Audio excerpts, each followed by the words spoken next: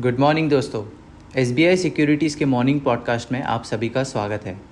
दोस्तों, आज के पॉडकास्ट में हम बात करेंगे कि निफ्टी और बैंक निफ्टी में हम क्या उम्मीद कर सकते हैं और ऐसे कौन से सेक्टर्स हैं जिस पे आपको फोकस करना चाहिए। आइए सबसे पहले हम बात करते हैं ग्लोबल मार्केट्स के बारे में। दोस्तों, मंगलवार के दिन आई इन्फ्लेशन रिपोर्ट के बाद वॉल स्ट्रीट में ज़ोर से रैली देखी गई, जिसमें रेट कट्स की उम्मीदों ने इन्वेस्टर सेंटिमेंट को ऊपर उठाया। नैस्डैक 2.4% ऊपर गया, S&P 500 1.7% बढ़ा और डाउ में 1% का गेन हुआ। सबसे ख़ास बात यह है कि S&P 500 अपने 20 और 50 डे EMA लेवल के ऊपर चला गया है, जो एक बुलिश साइन है। आगे जाके ये अपनी ऊपर की यात्रा को जारी रख सकता है और शॉर्ट टर्म में 5,500 के लेवल तक पहुंच सकता है और उसके बाद 5,570 के लेवल तक भी जा सकता है। दोस्तों, बात करते हैं ब्रेंट ऑयल के बारे में। मंगलवार को 1.25% नीचे बंद हुआ ब्रेंट ऑयल, लेकिन ये अभी भी अपने 20 डे EMA लेवल के ऊपर ट्रेड कर रहा है। आगे जाके अगर ये 82 के लेवल के ऊपर टिकता है तो शॉर्ट टर्म में ये शार्प अपसाइड रैली के साथ 84 तक पहुंच सकता है। दोस्तों, US डॉलर इंडेक्स जो है मंगलवार को 0.51% नीचे गया और 102.62 के लेवल पर बंद हुआ। आगे जाके ये अपनी डाउनवर्ड यात्रा को जारी कर सकता है और शॉर्ट टर्म में 102 के लेवल तक पहुंच सकता है, जो इंडिया जैसे इमर्जिंग मार्केट्स के लिए एक पॉजिटिव साइन है। दोस्तों, हमने बात की ग्लोबल मार्केट्स की, ब्रेंट ऑयल की, US डॉलर इंडेक्स की। अब थोड़ा इंडियन मार्केट्स को देख लेते हैं। बात करते हैं निफ्टी के बारे में। बेंचमार्क इंडेक्स निफ्टी ने डेली स्केल पर बेरिश फ्लैग पैटर्न का ब्रेकडाउन दिया है। ये दिन के अंत में 24,150 के मार्क के नीचे 0.85% के लॉस के साथ बंद हुआ। डेली चार्ट पर बेरिश कैंडल का बनना कंसोलिडेशन को दिखाता है, जिसमें साइडवेज से नेगेटिव बायस है। दोस्तों, लेवल्स की बात करें तो 24,050 और 24,000 का 50 डे EMA जोन इंडेक्स के लिए एक इमीडिएट सपोर्ट का काम करेगा। अगर इंडेक्स 24,000 के साइकोलॉजिकल लेवल के नीचे टिकता है तो और ज़्यादा सेलिंग प्रेशर देखने को मिल सकता है, जो इंडेक्स को 23,850 के लेवल तक ले जा सकता है। ऊपर की तरफ देखें तो रेसिस्टेंस जोन नीचे शिफ्ट होकर 24,270 और 24,300 के जोन में आया है, जहां बेरिश फ्लैग पैटर्न की लोअर ट्रेंड लाइन प्लेस्ड है। दोस्तों, फ्यूचर्स के बारे में बात करते हैं। डेरिवेटिव फ्रंट पर अगस्त फ्यूचर्स 0.8% नीचे गया और करंट, नेक्स्ट और फार सीरीज़ का क्यूमुलेटिव ओपन इंटरेस्ट लगभग 4% बढ़ गया। ये ओवरऑल शॉर्ट बिल्टअप को दर्शाता है।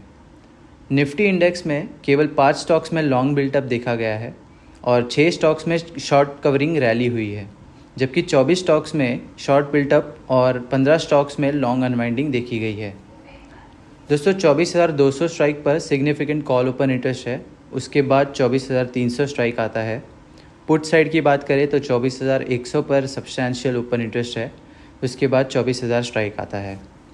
वीकली एक्सपायरी के लिए OIPCR जो है 0.53 पर है और मैक्स पेन हमें जो दिख रहा है वो 24,200 स्ट्राइक पर है, जबकि मंथली एक्सपायरी के लिए OIPCR 1.37 पर है। दोस्तों, हमने बात की निफ्टी के बारे में, अब आते हैं बैंक निफ्टी पर। मंगलवार को बैंक निफ्टी ने फ्रंटलाइन इंडाइसेस को स्ट्रांगली अंडर परफॉर्म किया, जिसमें ये 1.48% नीचे गया। फिलहाल ये डेली स्केल पर बेरिश फ्लैग पैटर्न का ब्रेकडाउन देने के करीब है। सबसे ख़ास बात यह है कि डेली RSI फिर से 40 मार्क के नीचे चला गया है और अब ये गिरता हुआ दिख रहा है। आगे जाके 49,650 और 49,550 का जोन इंडेक्स के लिए एक इमीडिएट सपोर्ट का काम करेगा, क्योंकि बेरिश फ्लैग पैटर्न की लोअर ट्रेंड लाइन वहाँ प्लेस्ड है। अगर इंडेक्स 49,550 के लेवल के नीचे टिकता है तो और ज़्यादा सेलिंग प्रेशर देखने को मिल सकता है। इस केस में 49,000, 48,900 का जोन इंडेक्स के लिए एक अगला क्रूशियल सपोर्ट बनेगा। ऊपर की तरफ देखें तो रेजिस्टेंस जोन नीचे शिफ्ट होकर 50,200 और 50,300 के जोन में आया है। डेरिवेटिव फ्रंट पर अगस्त फ्यूचर्स जो है 1.32% नीचे बंद हुआ और करंट, नेक्स्ट और फार सीरीज़ का क्यूमुलेटिव ओपन इंटरेस्ट 21.38% से बढ़ गया, जो ओवरऑल शॉर्ट बिल्टअप को दर्शाता है। दोस्तों, 50,000 स्ट्राइक पर सिग्निफिकेंट कॉल ओपन इंटरेस्ट है। उसके बाद 50,300 स्ट्राइक आता है। पुट साइड को देखें तो 49,500 पर सब्सटैंशियल ओपन इंटरेस्ट है। उसके बाद 49,000 स्ट्राइक पर आता है। वीकली सीरीज़ के लिए OIPCR 0.55 पर है और मैक्स पेन 50,000 स्ट्राइक पर है, जबकि अगस्त मंथली सीरीज़ के लिए OIPCR जो है 0.82 पर है। दोस्तों बात करते हैं वोलेटिलिटी इंडेक्स के बारे में। इंडिया विक्स ने पॉजिटिव नोट पर अपना दूसरा कॉन्सिक्यूटिव ट्रेडिंग सेशन ख़त्म किया। आगे जाके अगर ये 17 और 17.2 के जोन के ऊपर सस्टेन करता है तो मार्केट वोलेटिलिटी में तेज़ी से बढ़ोतरी का संकेत मिल सकता है। दोस्तों एडवांस डिक्लाइन रेशियो कल के ट्रेडिंग सेशन में ज़्यादा डिक्लाइनर्स के पक्ष में था, जो ये दिखाता है कि मार्केट की इंटरनल स्ट्रेंथ काफ़ी कमज़ोर हो गई है।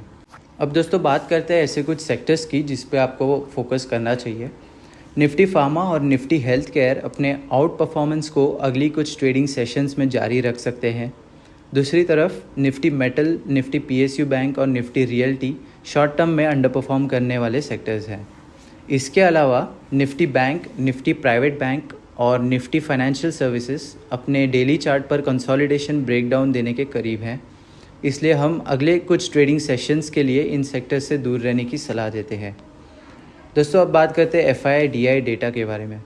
FIIs ने 2107.17 करोड़ की बिकवाली की है, जबकि DIs ने 1239.96 करोड़ की खरीदारी की।